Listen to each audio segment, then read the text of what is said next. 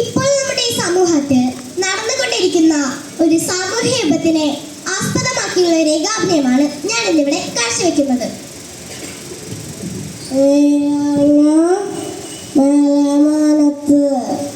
ആയിരം ഷാപ്പുകൾ തുറക്കുന്നുണ്ട്. സർലേ ഡിക്കാറല്ലേ എന്തുവാ മനുഷ്യ, നിങ്ങളിങ്ങനെ കള്ളും കുടിച്ച് ബോധമില്ലാണ്ട് നടന്നോ?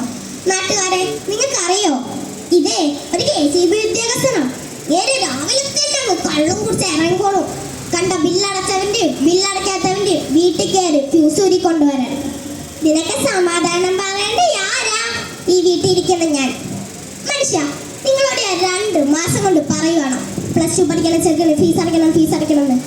എന്നിട്ട് എവിടെ ഇതുവരെ തന്ന നിങ്ങള്? അതിനെന്താ, ഇന്ന് കൊണ്ടുവന്നിട്ടുണ്ടല്ലോ. ഇന്നാ പിടിച്ച എന്റെ പൊന്നു മനുഷ്യനെ, കറക്റ്റ് കൊത്തുന്ന ഫ്യൂസ് അല്ലേ? മനുഷ്യ, +2 പഠിക്കുന്ന ചെറുക്കണം, ബൈക്ക് വേണം ഭയങ്കര ബഹളമാ. നിങ്ങൾ വല്ലോ അറിയുന്നുണ്ടോ? MDMA എന്ന് പറഞ്ഞ പുതിയ ബൈക്ക് ഇറങ്ങിയിട്ടുണ്ടെന്ന്. 10,000 രൂപ ഉണ്ടെന്ന് പറഞ്ഞ. 10,000 ഉള്ളൂ എങ്കിൽ നീ ഒരു കാര്യം ചെയ്യ്. നിന്റെ കാതിക്കറിയണ കമ്മലങ്ങ് ഒരു വിറ്റക്ക് ചെറുക്കന്റെ സൂക്കടങ്ങ് തീരട്ടെന്ന്. നല്ല കഥയായിപ്പോയി. അങ്ങനെ ഇപ്പേ എന്റെ കഥ കമ്മൽ ഒരു കൊടുത്ത് നിങ്ങൾ നിങ്ങളുടെ കൊച്ചിന്റെ സൂക്കട ഒരുക്കണ്ട കേട്ടോ. മൈക്രോ ഫിനാൻസ് എടുത്തോളൂ. അല്ല പിന്നെ ശരി, മൈക്രോ ഫിനാൻസ് എങ്കിൽ അത്. എങ്കിൽ മോനെ ഒന്ന് വിളിച്ചേ. മോനെ കിട്ടാ. എന്താച്ചാ വിളിച്ചോ? എടാ, നിനക്കെന്താ ബൈക്ക് വേണമെന്നോ MDMA ആണെന്നൊക്കെ അമ്മ പറയുന്ന കേട്ടോ. ആണോടാ മോനെ? MDMA പുതിയ ബൈക്കാച്ചാ? ആണോടാ മോനെ? എങ്കിൽ നീ ഒരു കാര്യം ചെയ്യ്.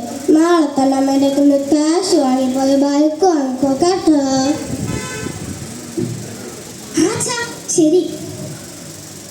എടാ അളിയ, മറ്റേ ഐറ്റം സെറ്റ് ആയിട്ടൊന്നുണ്ട് കേട്ടോ. ഇവിടെ എല്ലാരും വിചാരിച്ചിരിക്കുന്നതേ MDMA ബൈക്കാന്നാ. എന്നാൽ നമുക്കെല്ലാം അറിയുള്ളൂ മറ്റേ ഐറ്റാന്ന്. ഏത്? ആണോടാ? ശരിക്കും ഓടാ. എങ്കിൽ നീ ഒരു കാര്യം ചെയ്യ്, തന്നെ പോയിട്ട് ഐറ്റം മേടിച്ചോ. സണ്ണിയൻ നമ്മുടെ കോളേജിന്റെ ബാക്കിൽ വന്ന് നിൽപ്പുണ്ട്.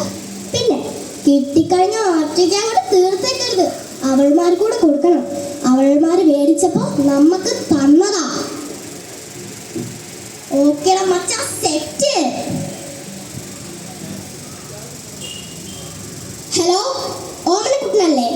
ഞാൻ ആലപ്പുഴ പോലീസ് സ്റ്റേഷനിൽ നിന്നും സബ് ഇൻസ്പെക്ടറാണ് താങ്കളെ വിളിക്കുന്നത്.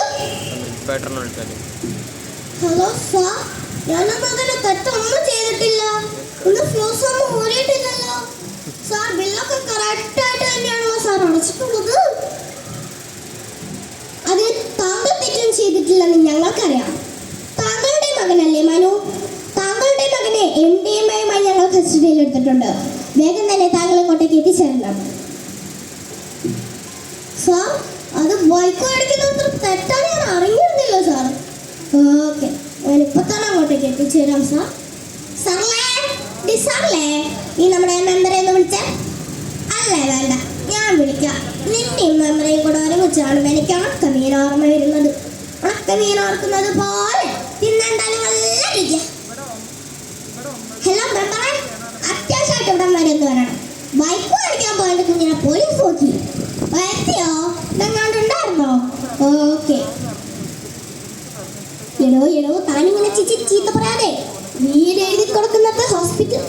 ഞാനൊന്ന് അങ്ങോട്ടേക്ക് പറയട്ടെ. താനിങ്ങനെ ചീത്ത പറയാതെ.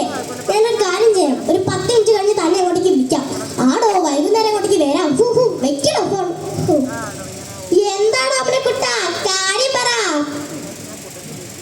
ബൈക്ക് മേടിക്കാൻ പോയല്ലോ കുഞ്ഞിനെ പോലീസ് നോക്കി. എന്തുവാ? എടോ, MDMA ബൈക്കില്ലയോ? ബൈക്ക് മേടിക്കാൻ പോയിട്ട് കുഞ്ഞിനെ പോലീസ് നോക്കിയത് ചെവിയൊക്കത്തില്ലടാ.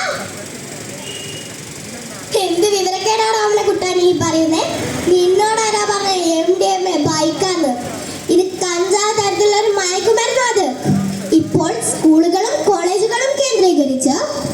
മിഠായികളുടെയും സ്റ്റാമ്പുകളുടെയും ഗുളികകളുടെയും രൂപത്തിൽ ഇത് സജീവമാണ്. ഈ മയക്കുമരുന്ന് മാഫിയക്കെതിരെ നമ്മുടെ സമൂഹവും മാധ്യമ പ്രവർത്തകരും അധ്യാപകരും ഉണർന്ന് പ്രവർത്തിക്കേണ്ട സമയം അതിക്രമിച്ചു കഴിഞ്ഞു. ഭാരതം ലഹരിമുക്തമാക്കാൻ നമ്മൾക്ക് ഒരുമിച്ച് നിൽക്കാം. Say no to drugs. അതുകൊണ്ടാണ് കുട്ട, നിന്റെ മകനെ പോലുള്ളവരെ രക്ഷിക്കാൻ ഞങ്ങളെ പോലുള്ള സാമൂഹിക പ്രവർത്തകർ ശ്രമിക്കില്ല. അറിയാത്ത പിള്ള ചോരയും അറിയും. നന്ദി, നമസ്കാരം.